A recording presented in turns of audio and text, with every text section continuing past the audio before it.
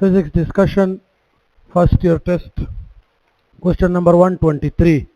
Question number 123. The phase difference between displacement and acceleration of the body performing simple harmonic motion is 0 degree.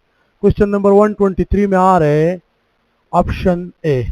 Question number 123 option A. Because displacement or acceleration are directly proportional to each other. Simple harmonic motion में acceleration, displacement, net force और potential energy, इन सब का आपस में क्या relation है? Direct. और direct relation में फेज डिफरेंस कितना होता है? डायरेक्ट रिलेशन में फेज डिफरेंस 0 होता है और ये इन फेज होते हैं. वेलोसिटी और डिस्प्लेसमेंट और एक्सेलरेशन एक दूसरे के इन फेज होते हैं. Option A. Now 124. The length of the simple pendulum is increased by 300%. The time period increased by. Length of simple pendulum increased by 300%. What is the time period? देखिए 124 में आ रहे option A. Time period increases by 100%. How 100%? देखिए time period में percentage increase है 1 plus l percent divided by 100 minus 1 multiply 100%. ये है time period में परसेंटेज इंक्रीज. इस तरह हम मालूम करते. अब टाइम पीरियड में परसेंटेज इंक्रीज 1 प्लस लेंथ में कितना है? 300% divided by 100 whole under root minus 1 multiply 100%. 1 plus 300 divided by 100 3. 1 plus 3 under root. 1 plus 3 under root minus 1 multiply 100%. 1 plus 3 4. 4 under root 2. 2 minus 1 1. 1 multiply 100 100%. That is the percentage increase in the time period of simple pendulum. Now 125. 124 में option A. 125. A simple pendulum is suspended from the roof of the trolley which move in the horizontal direction. If t is equal to 2 pi L over A, what is the value of A? So this is option B. देखिए 125 में आ रहे option B. Simple pendulum को एक रूप के साथ connect किया गया है और ये जो है ना ये हॉरिजॉन्टली मूव कर रहे हैं. ये ट्रॉली जो है ना दे मूव हॉरिजॉन्टली. तो जब ट्रॉली हॉरिजॉन्टली मूव कर रहे हैं तो इसमें एक्सेलरेशन है A और सिंपल पेंडुलम में जो सिंपल पेंडुलम की एक्सेलरेशन है दैट इज कॉल्ड G उसकी टाइम पीरियड में. तो G डाउनवर्ड, क्योंकि सिंपल पेंडुलम की टाइम पीरियड का क्या फार्मूला है? 2 पाई L बाई G. अब G डाउनवर्ड है और ट्रॉली की एक्सेलरेशन हॉरिजॉन्टली है. इसमें कितना एंगल है? 90. तो 90 पे टोटल एक्सेलरेशन हो गई G square plus A square whole under root. That is the total acceleration. Because एक एक्सेलरेशन है A ट्रॉली में which is horizontally और एक एक्सेलरेशन है downward G which is vertically. the angle between them is 90 और total acceleration हो गई G square plus A square whole under root. Option B. Now a body performing simple harmonic motion, if A and X numerically equal, then what is the time period of the body? A body performs simple harmonic motion. 126. अगर acceleration और displacement एक दूसरे के बराबर हो जाए तो फिर टाइम पीरियड कितना होगा? तो 126 में आ रहे C. 126 में आ रहे ऑप्शन C. देखिए A is equal to x omega square. That is the equation for acceleration and displacement. Now, if acceleration and displacement become equal, A equals to x, they are become equal. So, ये equal हो गए 1, 1 is equal to omega square and 1 is equal to omega बराबर है 2 pi by t whole square और इससे आ जाएगा 1 4 pi square divided by t square. t इस side पे आ जाएगा t square equals to 4 pi square. दोनों साइडों का क्या ले? Under root. और t is equal to 2 pi. That is the time period of simple pendulum if A and X become equal, and that is option C. 126 option C. 127. The maximum distance of vibrating object from their mean position of the body is called amplitude of oscillation. 127 में आ रहे option D. 127 में क्या आ रहे? option D. Maximum distance from their mean point इसको हम amplitude कहते हैं. मीन पॉइंट से एक्सट्रीम पॉइंट तक मैक्सिमम डिस्टेंस को हम x0 से रिप्रेजेंट करते हैं और इसको हम कहते हैं एम्पलीट्यूड. तो इसमें आ रहे option D amplitude. Now 128. which one of the following variate when the object is executing simple harmonic motion? Force. 128 में आ रहे ऑप्शन सी. 128 ऑप्शन सी। देखिए एक बड़ी सिंपल हार्मोनिक ऑसिलेट कर रही है ना, तो इसकी फ्रीक्वेंसी में भी चेंज नहीं आएगा, ये ऑसिलेट करेगा फ्रीक्वेंसी चेंज नहीं होगी। सिमिलरली इसकी टाइम पीरियड भी चेंज नहीं होगी, हर एक ऑसिलेशन इक्वल टाइम में करेगा, टोटल एनर्जी भी सेम रहेगी, लेकिन फोर्स सेम नहीं रहेगा, क्योंकि इधर फोर्स होगा मैक्सिमम, इधर फोर्स कम, इधर और कम।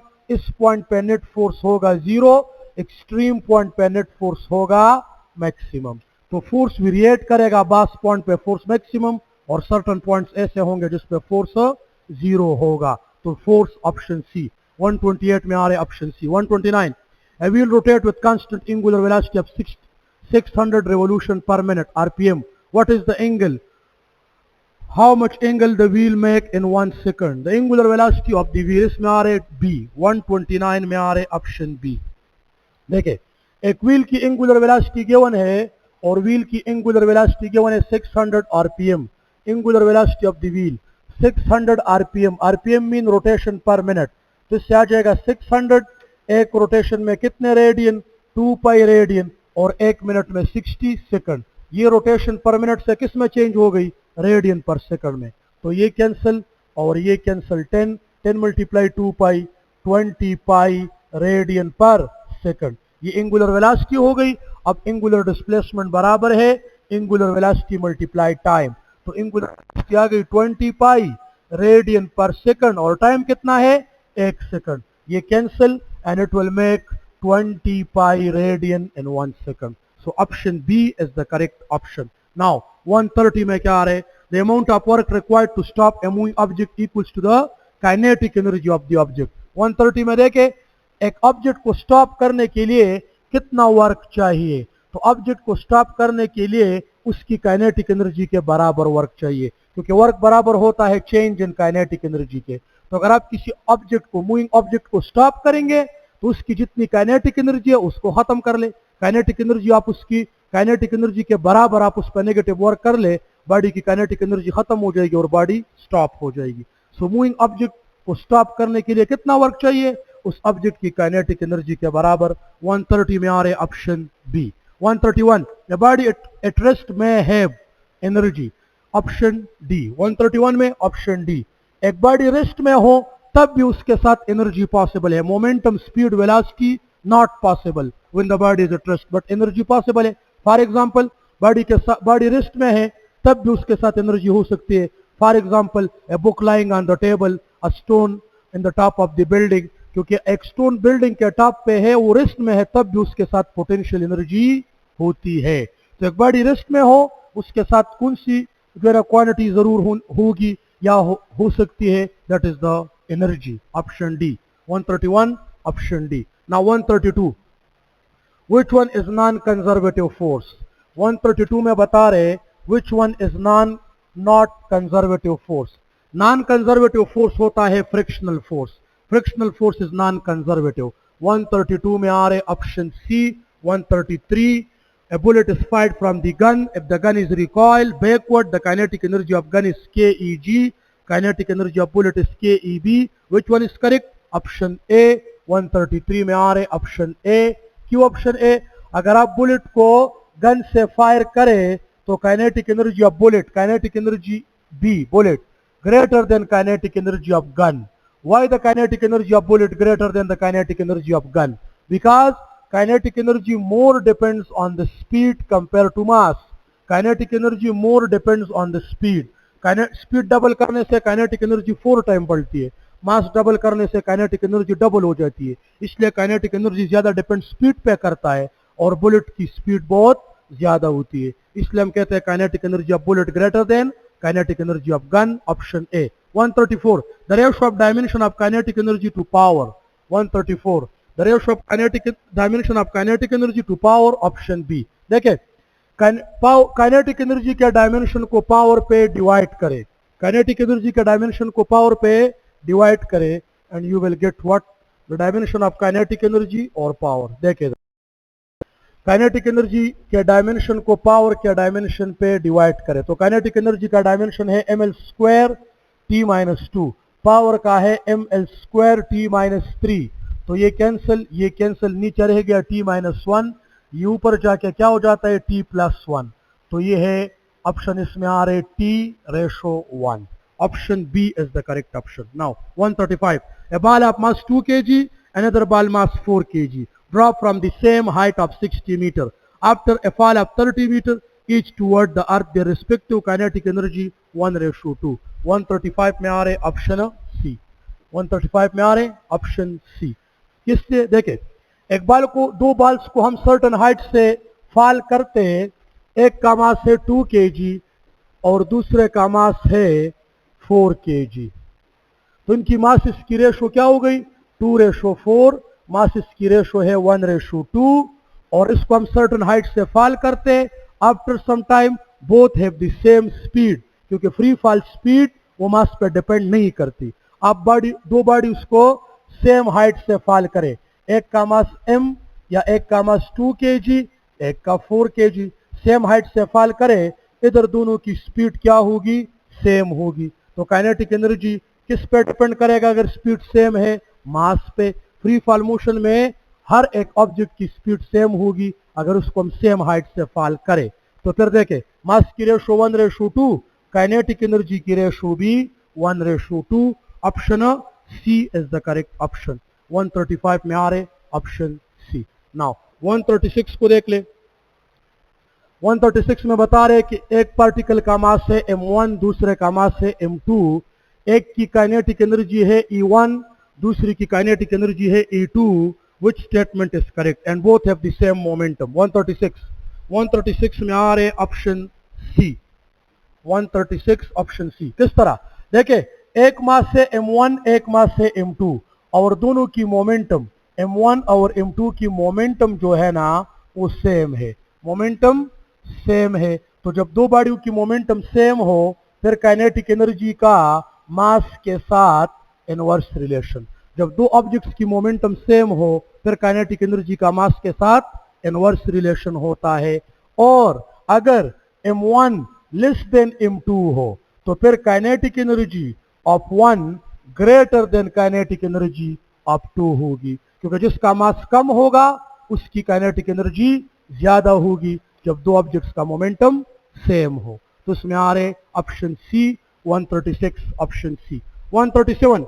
The potential energy per unit volume is given by rho gh. Option D.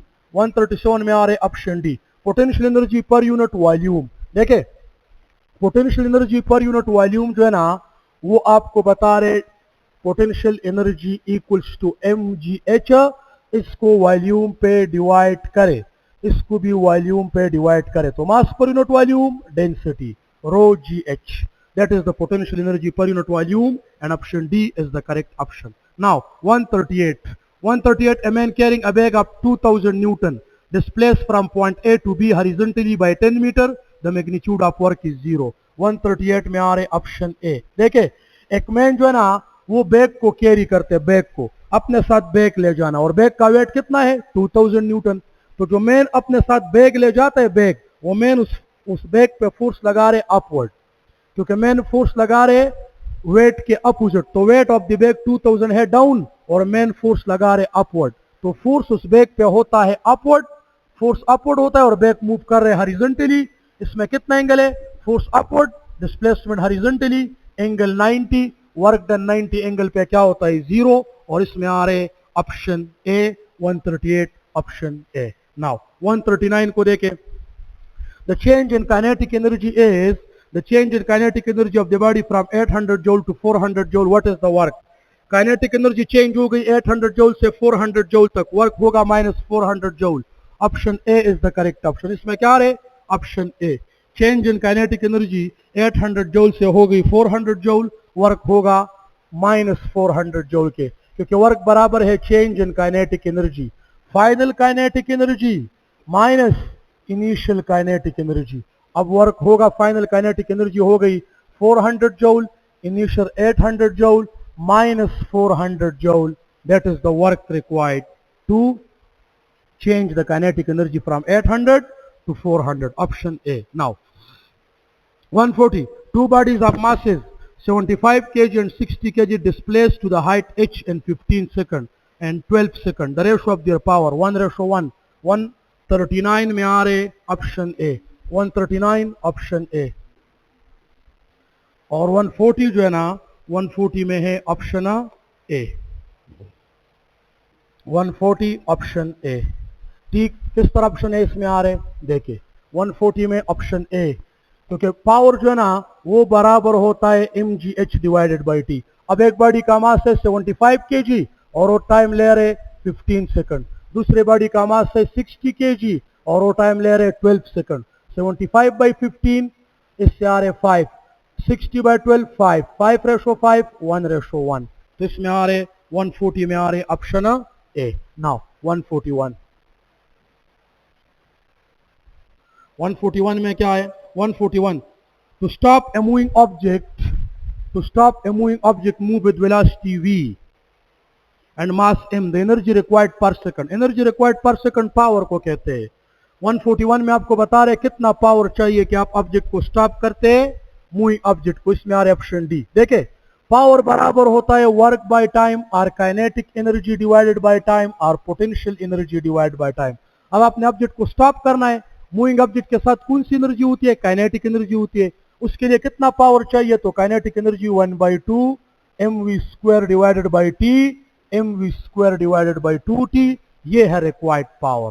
तो इसके लिए चाहिए required power mv² divided by 2t, option D 141 option D. Now 142, in which case the burden is 0, a moon orbiting around the earth, option C.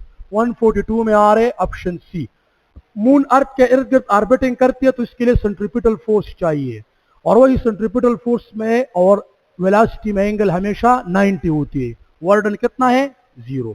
143, kinetic energy increase by 44%, the momentum increase by, 143 में आ रहे option A, 143 option A.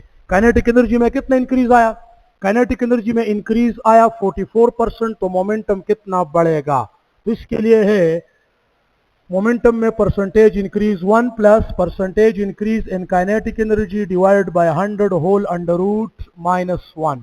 तो देखिए इधर इससे आ रहे kinetic energy में, तो मोमेंटम में percentage increase 1 plus kinetic energy 44% बढ़ गई divided by 100 whole under root -1 multiply 100, 1 plus 44% divided by 100 0.44 -1 multiply 100, 1 plus 0.44 1.44 under root -1 multiply 100, 1.44 1.2, 1.44 का अंडर रूट 1.2 है, -1 multiply 100, 1.2 -1 0.2 multiply 100, 20%. The percentage increase in the momentum must be 20%, and the correct option is option A, 143 option A. ये उसका formula है. Now 144, if the force and displacement increases by 100%, then the work increases by how much percent? इसमें आ रहे option A 144 option A 300%. देखिए आपको बता रहे कि फोर्स और डिस्प्लेसमेंट को 100% बढ़ा दे, फोर्स और डिस्प्लेसमेंट को 100% बढ़ा दे तो work equals to F S. 100% increase double को कहते हैं, 100% इंक्रीज डबल को कहते हैं. अगर आप फोर्स को भी 100% बढ़ा दे, डिस्प्लेसमेंट को भी 100% बढ़ा दे तो वर्क 4 टाइम हो जाएगा, क्योंकि 100% इंक्रीज डबल को कहते हैं. तो आप फोर्स को भी डबल करें और डिस्प्लेसमेंट को भी डबल करें तो 2 2 4, वर्क 4 टाइम बढ़ जाएगा. और वर्क में परसेंटेज इंक्रीज का क्या फार्मूला है?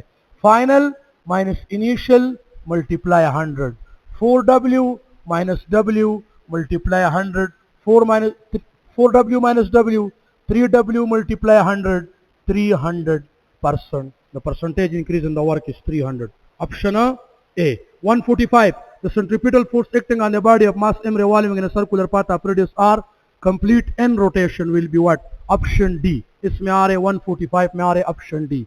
145 option D. Centripetal force बराबर होता है mr ओमेगा स्क्वायर के. mr और ओमेगा बराबर होता है 2 पाई f. तो सेंट्रिपिटल फोर्स बराबर हुआ mr 4 pi square into F square. Option D is the correct option. In number of rotation complete कर रहे. 146 में देखे ये हुआ 144. अब देखे 146 में देखे 146 इसमें आ रहे ऑप्शन बी। 146 146 में आ रहे option B. If p is the momentum, r is the radius and m is the mass, then centripetal force in term of momentum। तो देखे सेंट्रीपिटल फोर्स बराबर होता है p square divide by R M, where p is momentum. Momentum का square को r और m पे divide करे, you will get centripetal force. Momentum mv के बराबर है, mv का स्क्वायर r m पे डिवाइड करे, m square v square divide by R M, m n के साथ cancel, mv square divided by r। तो अगर मोमेंटम की जगह ये वैल्यू पुट करे, you will get centripetal force. तो सेंट्रीपिटल फोर्स बराबर होता है p square divided by R M. This is centripetal force in term of momentum. ये है 146। 146 में है B. 147 for a particle performing uniform circular motion which physical quantity are constant, both A and C, option D. 147 में आ रहे option D. Particle uniform circular move कर रहे हैं तो फिर कौन कौन सी क्वांटिटी सेम होगी? Speed and angular velocity and kinetic energy. जब ऑब्जेक्ट यूनिफॉर्म सर्कुलर मूव कर रहे हैं ना, तो काइनेटिक एनर्जी, स्पीड और एंगुलर वेलोसिटी ये तीनों कांस्टेंट होगी, इसमें चेंज नहीं आएगा। Kinetic energy, speed and angular velocity, option D. 148 which one is the expression for acceleration performing simple harmonic motion? 148 में आ रहे ऑप्शन डी। 148 option D. और सिंपल हार्मोनिक मोशन में एक्सेलरेशन के लिए जो एक्सप्रेशन है वो बराबर है a is equal to minus X omega, a is equal to minus X omega square और a is equal to minus Y omega square, where x and y are the displacement from the mean position. So both A and B, option D. Option D is the correct option in 148. Now 149. Two bodies of mass m are attached to the spring constant K1 and K2 performing simple harmonic motion. What is the ratio of the omega 1 and omega 2? इसमें आ रहे option A। 149 में आ रहे option A। किस तरह देखें, आपको बता रहे कि दो बॉडीज डिफरेंट स्प्रिंग से, एक की वैल्यू स्प्रिंग कांस्टेंट की K1 है और दूसरे की K2 है। अब इसकी एंगुलर फ्रीक्वेंसी की क्या रेशो होगी? तो एंगुलर फ्रीक्वेंसी बराबर है K by M under root के, और एंगुलर फ्रीक्वेंसी का K के साथ क्या रिलेशन है? Direct under root. तो एंगुलर फ्रीक्वेंसी हो गई, एंगुलर फ्रीक्वेंसी 1 और एंगुलर फ्रीक्वेंसी 2 ये बराबर हो गई K1 under root divide by K2 under root. ये है K1 बाई K2। इसमें आ रहे ऑप्शन ए। नाउ 150 में आ रहा है ऑप्शन बी। 150 में ऑप्शन बी देखे इधर, 150 में आ रहे ऑप्शन बी। किस तरह देखे, an object of mass m, the time period of oscillation of mass is suspending from the spring is 2 seconds. The time period of oscillation of mass spring suspending is 2 seconds. What is the time period of mass 4m? Mass attached spring system का time period है 2 पाई m over k। Time period का मास के साथ क्या relation? Direct under root. अब आप मास को 4 time बढ़ा दे, 4m कर दे, तो 4 का अंडर रूट 2 है, टाइम पीरियड डबल हो जाएगा। पहले टाइम पीरियड 2 सेकंड था, 2 मल्टीप्लाई 2 सेकंड, अभी हुआ 4 सेकंड, 2 टाइम ज्यादा हुआ। 150 में आ रहे option B, time period double हो जाएगा, क्योंकि मास 4 टाइम बढ़ाने से मास अटैच्ड स्प्रिंग सिस्टम की टाइम पीरियड 2 टाइम बढ़ती है। इसमें आ रहे option B. Now 151, an object undergoes simple harmonic motion with maximum acceleration, then the displacement from the mean point must be maximum। 151 में आ रहे ऑप्शन ए। ठीक, 151 ऑप्शन ए। किस तरह ऑप्शन ए? अगर एक्सेलरेशन मैक्सिमम हो तो डिस्प्लेसमेंट भी मैक्सिमम होगी, क्योंकि एक्सेलरेशन, डिस्प्लेसमेंट, नेट फोर्स और पोटेंशियल एनर्जी का सिंपल हार्मोनिक मोशन में डायरेक्ट रिलेशन होता है। तो एक्सेलरेशन मैक्सिमम, कब एक्सेलरेशन मैक्सिमम होगी? जब डिस्प्लेसमेंट मैक्सिमम होता है। इसमें आ रहे 150 में option A, the acceleration is maximum when the displacement is maximum, option ए। 152 में आ रहे ऑप्शन ए। 152 option A. 152 में किस तरह ऑप्शन ए आ रहे देखे। 152 अब क्वेश्चन है, A train is moving eastward with the speed of 5 meter per second. As bullet fired toward west with the speed of 10 meter per second. Cross the train in 8 second, what is the length of the train. देखिए train 5 metre पर second के साथ इस तरफ जा रहे और bullet को आपने फायर किया और बुलेट की स्पीड है 10 मीटर पर सेकंड वेस्टवर्ड, तो ये 5 ईस्ट, बुलेट 10 मीटर पर सेकंड के साथ वेस्ट, रिलेटिव वेलोसिटी क्या हो गई v1 प्लस v2, क्योंकि अपोजिट डायरेक्शन में हम रिलेटिव वेलोसिटी को ऐड करते हैं। इधर आया है 10, इधर आया है 5, रिलेटिव वेलोसिटी हो गई 15। अब कितना टाइम ये ले रहा है ये bullet to cross the train, 8 second. तो लेंथ ऑफ द ट्रेन मालूम करना है, this is equal to vt, length मालूम करना है। रिलेटिव वेलोसिटी आ गई 15 मीटर पर सेकंड और टाइम है 8 second, it will give 120 metre, that is the length of the train, 120 meter, option A. Now 153 में देखे, the numerical ratio of the velocity to speed always less than or equals to 1।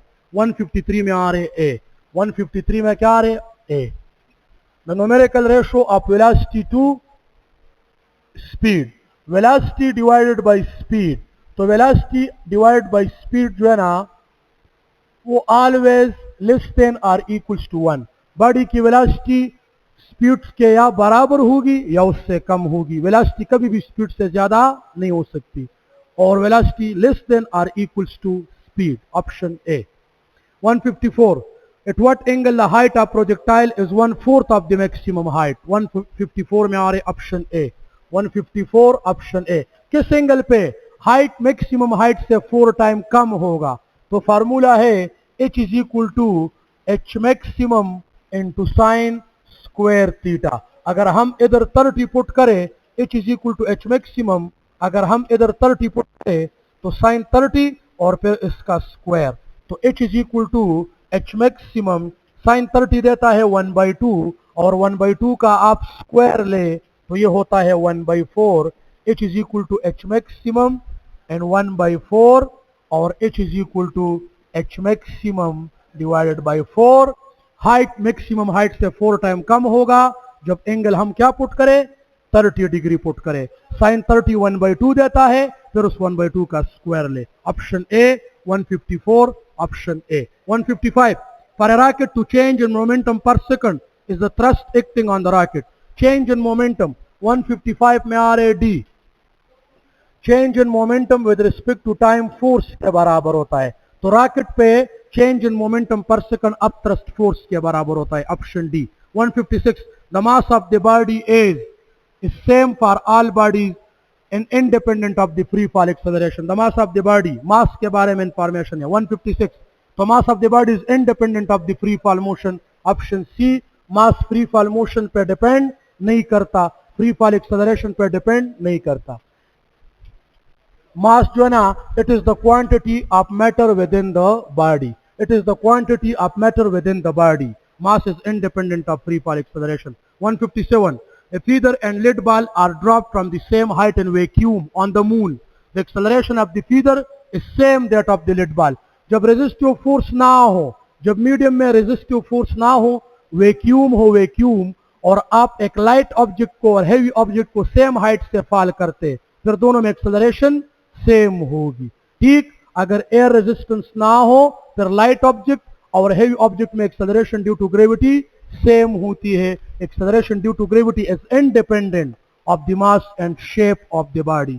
तो feather और ball को या lid बाल को same जो है ना मीडियम में, जिसमें वैक्यूम हो, मीडियम ना हो, उससे उसमें ड्रॉप किए गए फीदर की एक्सेलरेशन ड्यू टू ग्रेविटी ज्यादा होगी कि लिड बाल की, दोनों की सेम होगी। और इसमें आ रहे ऑप्शन सी 157 ऑप्शन सी, दोनों की same. 158, in projectile motion the acceleration in the vertical component remain constant.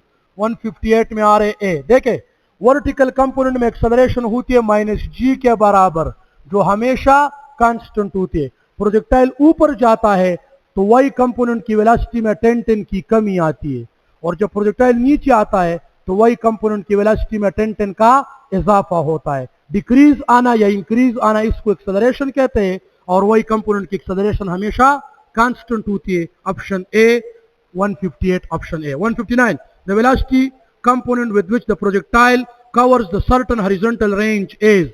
Projectile किस वेलोसिटी की वजह से रेंज कवर करता है, 159 में डी आ रहे, 159 D. Projectile horizontal range cover करता है एक्स कंपोनेंट ऑफ वेलोसिटी की वजह से। प्रोजेक्टाइल हॉरिजॉन्टल डिस्टेंस कवर करता है एक्स कंपोनेंट ऑफ वेलोसिटी की वजह से। तो फिर x component of velocity projectile की क्या होती है? X component of velocity of projectile is always remain constant. X component of velocity projectile की हमेशा कांस्टेंट होती है। एक्स कंपोनेंट पे फोर्स नहीं होता, इसलिए वेलोसिटी में चेंज नहीं आता और वेलोसिटी कांस्टेंट। 159 में आ रहे D. 160 a ball is allowed to fall freely from certain height, it cover the distance in first second, c। 160 में आ रहे, 160 में ये तो था 159 में डी, 160 में आ रहे सी। 160 में सी। देखे, एक बॉल को फ्री फॉलिंग मूव कर दिया गया, फॉल कर दिया गया, फर्स्ट सेकंड में वो कितना डिस्टेंस कवर करेगा? S is equal to V I T plus half G T square. जब मैं इस मार्कर को फॉल करता हूं तो इसकी इनिशियल वेलोसिटी क्या है? जीरो। तो ये क्या हो गई? जीरो। इस इज इक्वल टू 1/2 जी, और फर्स्ट सेकंड में तो टी की जगह 1 सेकंड, तो S is equal to g/2। Option C is the correct option. 161 में आ रहे ऑप्शन सी। 161 में क्या आ रहे? Option C. ठीक। 162 the numerical ratio of displacement to distance, इसमें आ रहे option D, always less than or equals to 1। Option D. देखे, डिस्प्लेसमेंट टू डिस्टेंस की जो न्यूमेरिकल वैल्यू है वो हमेशा 1 से कम या 1 के बराबर आएगी। डिस्प्लेसमेंट कभी भी डिस्टेंस से ज्यादा नहीं हो सकता, या डिस्टेंस के बराबर या डिस्टेंस से ये कम होगा। इसमें आ रहे option D. 162 option D. Now 163 a shell explode in the mid-air, its fragments fly off in different direction. Which one is conserved? Momentum must be conserved. Momentum remain conserved. Option C। 163 में आ रहे सी। देखे, elastic collision हो या inelastic collision, momentum दोनों में conserved होता है। इसमें आ रहे option C. 164 the horizontal range of projectile at certain height is completely determined by the initial velocity। इसमें आ रहे ऑप्शन बी। 164 में आ रहे ऑप्शन बी। देखे, मैक्सिमम रेंज के लिए फार्मूला है V naught square divided by 2g। ये मैक्सिमम रेंज के लिए फार्मूला है। तो मैक्सिमम रेंज किस पे डिपेंड करता है? g तो कांस्टेंट है, 2 भी कांस्टेंट, इसमें है V naught square divided by g। तो देखे, मैक्सिमम रेंज के लिए जो फार्मूला है ना वो डिपेंड करता है इनिशियल वेलोसिटी पे और g पे। तो g तो कांस्टेंट होता है और आपको इनिशियल वेलोसिटी गिवन हो तो आप मैक्सिमम रेंज मालूम कर सकते। इसमें आ रहे option B. Now 165 a student drop a tennis ball in air, what happens to the velocity and acceleration after when fall certain distance? देखें, एक बॉल को एयर में ड्रॉप कर दिया गया, कुछ टाइम बाद उसकी एक्सेलरेशन क्या होगी और उसकी वेलोसिटी क्या होगी? फर्स्ट वेलोसिटी क्या होगी और देन एक्सेलरेशन। एक बॉल को आप नीचे ड्रॉप करते ना तो हर सेकंड बाद इसकी वेलोसिटी में 10 का इजाफा आएगा। तो इसकी एक्सेलरेशन जो है ना वो है 10। एक्सेलरेशन होगी कांस्टेंट और वेलोसिटी में इक्वल इंक्रीज आएगा। Acceleration constant, velocity increase, acceleration constant. Option C. 165 में आ रहे ऑप्शन सी। वेलोसिटी में इंक्रीज आएगा, acceleration remain constant. 166 which of the following type of force cannot do work? Centripetal force। Option C. 166 में आ रहे option C. Centripetal force do no work because centripetal force always perpendicular to the motion of the body। Centripetal force body के motion के हमेशा perpendicular होता है, इसलिए centripetal force work नहीं करता। 167 kilowatt per metre square is the unit of intensity. Option B. Kilowatt hour, kilowatt per metre square, it is the unit of intensity. Intensity of light का unit है watt per metre square. Kilo prefix है, kilowatt per metre square is the unit of intensity. ये जो है ना ये intensity का unit हुआ। अब देखिए 168 a projectile is fired straight upward in the earth's surface with this half of the speed of the escape velocity. If r is the radius of earth, then how much distance it will cover? देखिए, height is directly proportional to initial velocity, similarly range is directly proportional to initial velocity। अगर हम initial velocity को half करें तो range भी 4 time कम होगा और height भी 4 टाइम कम होगा, क्योंकि इनिशियल वेलोसिटी को हाफ करें तो 1/2 का स्क्वायर क्या है 1/4 और इनिशियल वेलोसिटी हाफ, तो रेंज 4 टाइम कम, option A. Now 169 Newton first law of motion also called law of inertia. 168 में आ रहे ए और 169 Newton first law is also called law of inertia B. Newton first law को law of inertia B कहते हैं। 170 when the body is in motion, when the body is in motion what must be change. अगर एक body move करे तो कौन सा term जरूर चेंज होना चाहिए। 170 when the body is in motion what must be change, its position. अगर बॉडी मोशन में हो तो कौन सी टर्म जरूर चेंज होनी चाहिए, सी, इट्स पोजीशन। 170 में सी, क्यों? क्योंकि अगर बॉडी मोशन में हो तो जरूरी नहीं है कि उसकी वेलोसिटी में चेंज आ जाए, उसकी स्पीड में चेंज आ जाए, मोमेंटम में चेंज आ जाए, लेकिन पोजीशन में जरूर चेंज आएगा, option C. 171 a body is moving with uniform velocity which one must be change. एक बॉडी यूनिफॉर्म वेलोसिटी के साथ मूव करता है, कौन सा टर्म चेंज होगा? तो जो बॉडी यूनिफॉर्म वेलोसिटी के साथ मूव करे ना उसकी स्पीड में चेंज आता है ना डायरेक्शन में। यूनिफॉर्म वेलोसिटी किसे कहते हैं? यूनिफॉर्म वेलोसिटी उसको कहते हैं जिसमें स्पीड में भी चेंज ना हो और डायरेक्शन में भी चेंज ना हो। तो जब बॉडी यूनिफॉर्म वेलोसिटी के साथ जाए तो स्पीड में भी चेंज नहीं, एक्सेलरेशन में भी चेंज नहीं, डायरेक्शन में भी चेंज नहीं, displacement from the origin change, उसकी डिस्प्लेसमेंट चेंज होती है। 170 में आ रहे option D. 170 option D. 172 171 option D. 171 में ऑप्शन डी। जो बॉडी यूनिफॉर्म वेलोसिटी के साथ जाए उसका displacement from the origin change होता है। A man is in car move with the velocity of 36 km per hour. What is the speed of the man with respect to car? 0. एक man जो है ना वो कार में जा रहे, उसकी स्पीड क्या है कार की? 36 किलोमीटर पर आवर। तो मैन भी उस कार में है, तो with respect to car man rest में है, उसकी रिलेटिव वेलोसिटी है v1 माइनस v2। ये रिलेटिव वेलोसिटी का फॉर्मूला है जब दो बॉडी सेम डायरेक्शन में मूव करे। 36 minus 36 0। Now 173 in simple harmonic motion the acceleration will be maximum at extreme point। 173 में आ रहे ऑप्शन ए। क्यों एक्सेलरेशन एक्सट्रीम पॉइंट पे मैक्सिमम होगी? क्योंकि एक्सेलरेशन और डिस्प्लेसमेंट का direct relation, acceleration is directly proportional to displacement. तो बॉडी एक्सट्रीम पॉइंट पे उसकी डिस्प्लेसमेंट मैक्सिमम होती है, acceleration maximum, option A. 174 an object of mass m at height h will fall at the distance x, what is the kinetic energy? तो इसमें आ रहे 174 में आ रहे option B. 174 option B. Kinetic energy बराबर होती है mgh1 माइनस h2। तो बॉडी को h हाइट से फॉल किया गया और x हाइट पे उसकी काइनेटिक एनर्जी क्या होगी? तो काइनेटिक एनर्जी होगी mgh minus x, option B. And the second last the direction of acceleration is always in the direction of net force. 175 में आ रहे ए। एक्सेलरेशन की डायरेक्शन हमेशा फोर्स की डायरेक्शन में होती है। And 176 when the wheel of 1 meter diameter make 30 revolution per minute, what is the linear velocity of the wheel? इसमें आ रहे बी। 176 में बी। देखे लीनियर वेलोसिटी मांग रहे, linear velocity r into omega के बराबर है। डायमीटर गिवन है 1 मीटर, तो रेडियस हुआ 1/2 मीटर, रेडियस की जगह 1/2 मीटर और वेलोसिटी है 30 रिवॉल्यूशन पर मिनट। इसको रेडियन पर सेकंड में चेंज करें।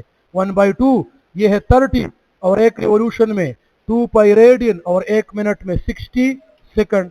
तो ये हो जाएगा 2 × 30 60 के साथ कैंसिल और वेलोसिटी हो जाएगा π/2 मीटर पर second. Option B is the correct option. Thank you so much.